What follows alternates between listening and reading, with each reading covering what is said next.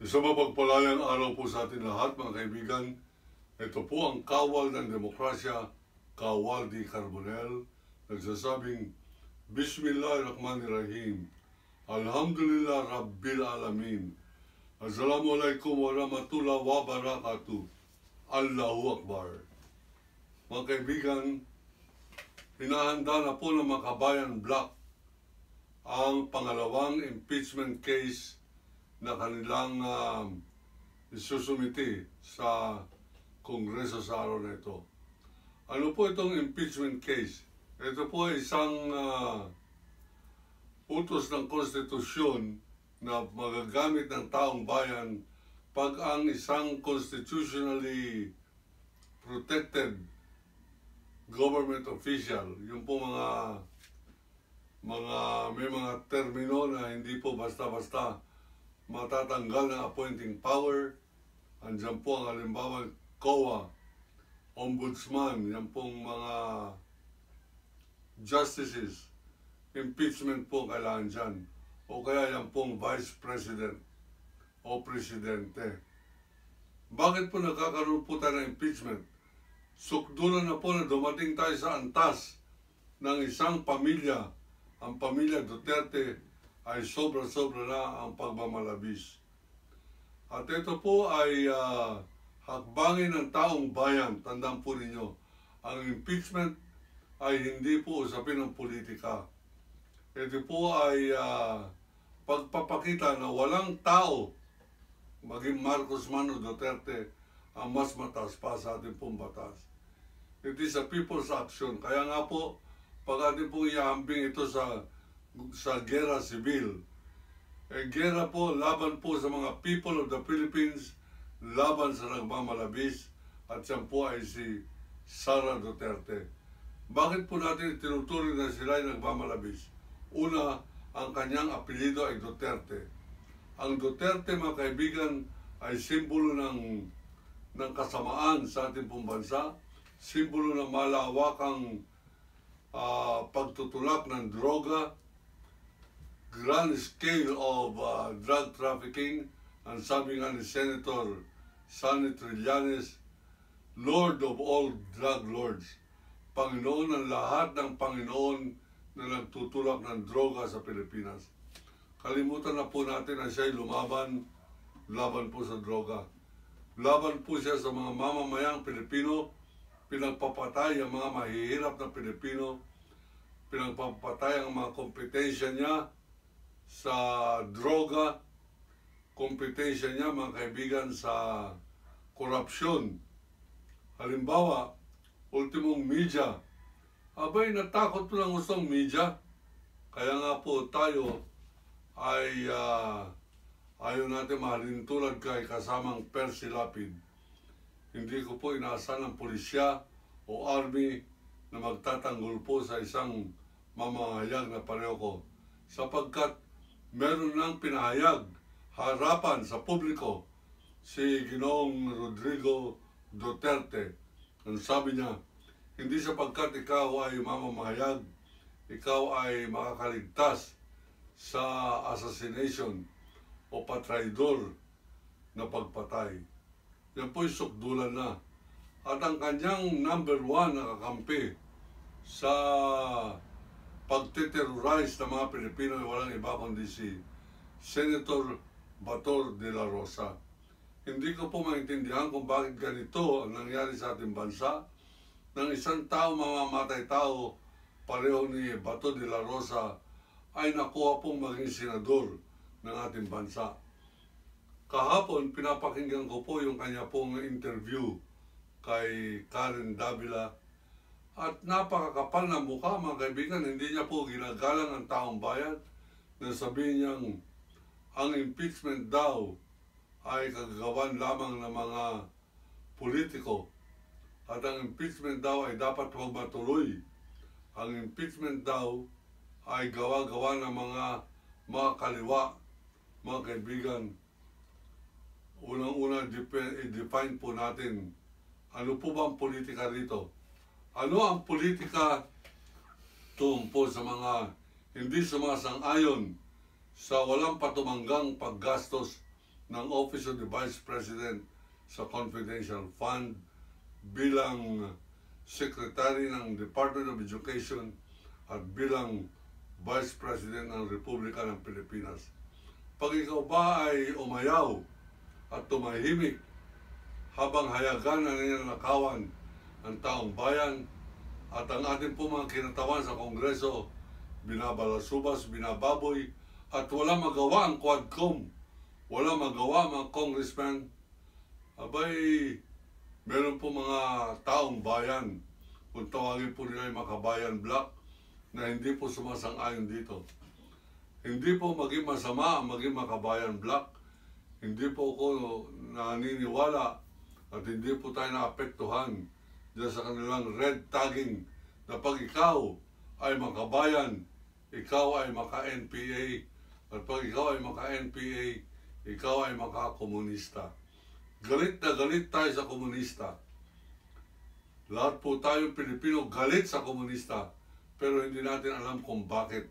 Basta galit tayo sapagkat yan ang inuutos ng Amerikano na tayo magalit sa mga NPA, at ang nagbansag na kaaway na terorista ng bansa ay ang bansang Amerika. Nagsabing lahat ng NPA ay terorista. At syempre sapagkat alipin po ang ating pong Armed Forces of the Philippines ng Armed Forces of America, abay sumunod ang Armed Forces of the Philippines na kamuhian at ituring na kaaway ang mga Pilipino na di umano ay sumasang-ayon sa New People's Army, yung NPA po. Hindi po ako sumasang-ayon diyan. At ako po ay parati kong nasasabi sa tuwing ako nagtatalumpati sa iba't ibang fora. Ang fora po, ang ibig sabihin niyan ay plural ng forum. Ang forum ay pagtitipon na espesyal na audience ng ang kanilang guest speaker ay merong theme o merong eksklusibong paksa na didiscusin niya sa meeting na yan. Ang tawag po dyan ay forum. At pag ito po ay mahigit sa dalawa, ang tawag po dyan ay fora, plural. Sa English ay mahigit sa isa, therefore flora, sa fora. So sa akin po mga pagtatalumpati bilang guest speaker sa iba't ibang fora o convocation o mga pagpupulong ng mga estudyante, naninindigan po tayo na ang NPA ay hindi kaaway, kundi sila ang tunay na bayani, sila ang tunay na kakampi ng taong bayan. Kung nakikinig ngayon, itong si Bato de la Rosa, ipakalat po ninyo itong episode nito. Hindi po tayo kumukover, hindi po tayo nagkukunwari, hindi po tayo natatakot, at paninindigan ko ang aking pong paniniwala na mas ginagalang ko ang pinakamababang NPA kaysa pinakamataas na opisyal ng pulis na magnanakaw o isang senador na kapareho ni Bato de la Rosa, ni Bongo at ni Robin Padilla at Bong Revilla.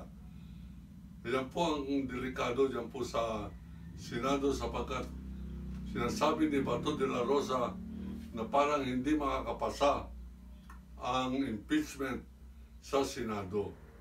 Alam po ninyo, yung impeachment sa Kongreso, yan po ay para po nagsampa lamang ng reklamo sa piskalya. So makatuwid, ang Kongreso ay piskalya at ang huwes o horado ay ang Senado.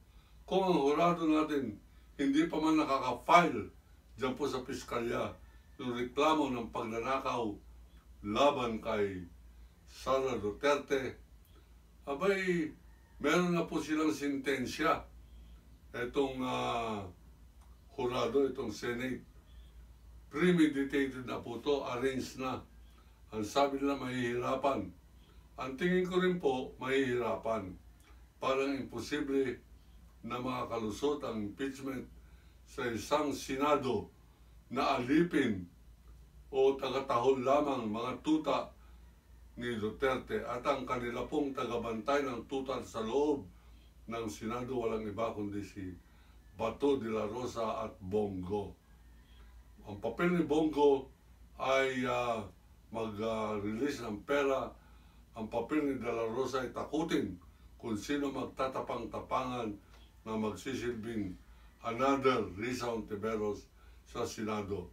Ano po ang paninindigan ng kawal ng demokrasya? Yan ang imposible po. Gawin natin posible. Yan pong bilang na 16 senators na gagawin natin makabayan ay pagtulong-tulungan po natin makuha.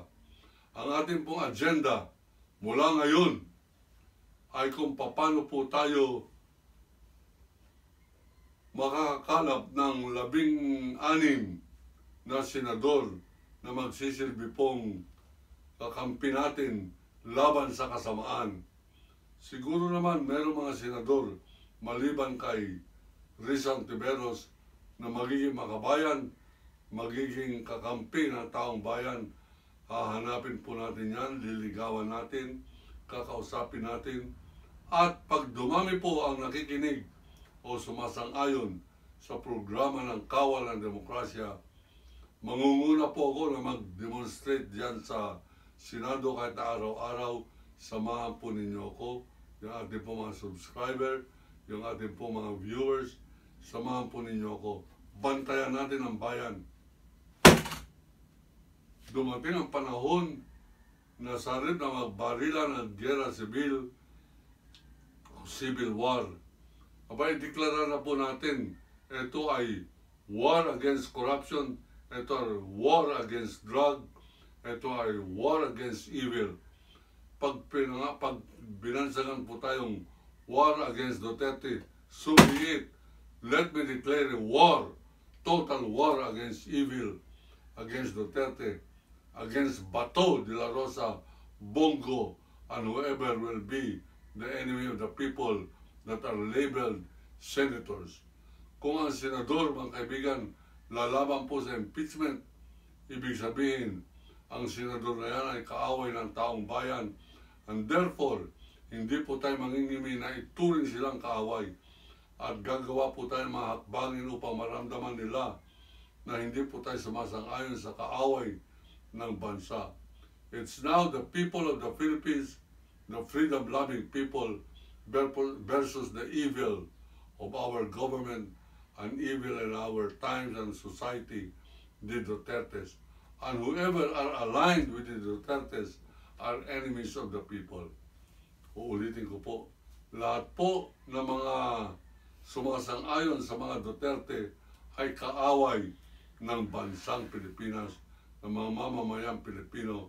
Hindi lamang po yan 30,000 EJK victims, kundi 101 million Filipinos victimized and considered idiots, idiotizing the Filipino people. Ito po mga Duterte at ito pong kanilang samahan o barkadahan o sindikato laban po sa mamamayang Pilipino ay Waldy Carbonell. Ito po ang ating pong pangalan, ito po ang ating pagmumuka, at ito po ang ating paninindigan, nagsasabing lahat ng kakampi laban sa impeachment ay kaaway ng taong bayan. At kung lahat ng bansa ay nagkakaroon ng giyera laban sa isa't isa noong panahon ng Amerika kay Lincoln, yung mga nagnanais na palayain na ang mga itim sa kanilang pagiging mga alipin ng Amerika, ng Southerners, na sila nagpayaman sa Amerika dahil po sa libreng pagbubusabos sa mga itim. Tayo po ay hindi na rin mangingimin lumabang po, at ang ating paglaban ay kung paano natin ipaparamdam sa lahat ng senador, lahat ng congressman, na lahat ng lalaban sa impeachment ay kaaway ng taong bayan. This is not about EJK anymore. It is about the survival of the country. Labanan po natin. ng masama.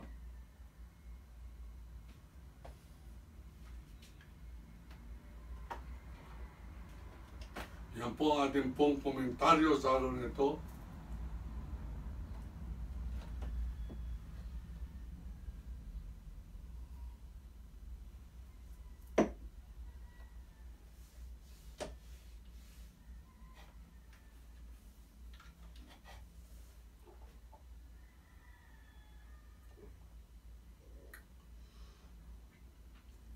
Ako po si Waldy Carbonell.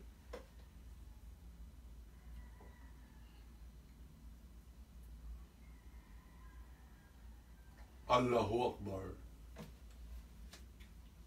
Iniibig ko.